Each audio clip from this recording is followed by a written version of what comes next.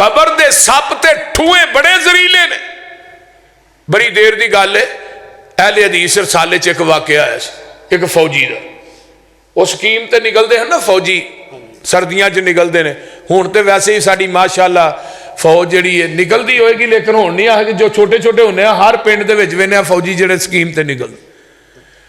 फौजी स्कीम ते निकले ना तो एक छपड़ी जी उन्हें बनाई, छपड़ी तो पानी कब्रस्तान दे विचों दी लंघ के ना दूजे पासे जाना, एक पासे साथी होर सन दूजे पासों पानी लैन वास्ते।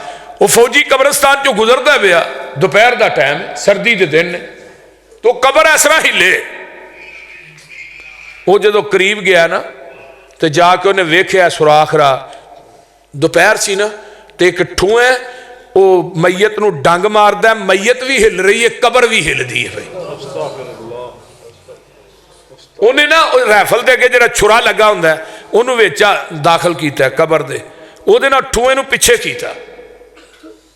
वो ठूआ पिछे होने की बजाय कबर चो निकले तो फौजी के पिछे लग गया।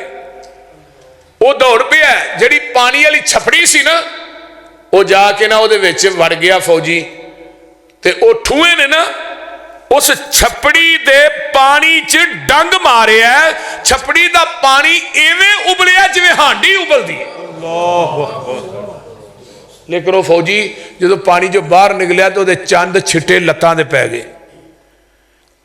वो कहंदा दुनिया का कोई डॉक्टर कोई दवाई ऐसी नहीं छड़ी, लेकिन उस ठूए का जहर खत्म नहीं कर सकी। जिहदा ठूआ इन्ना जहरीला है, वो सप किन्ने जहरीले होणगे।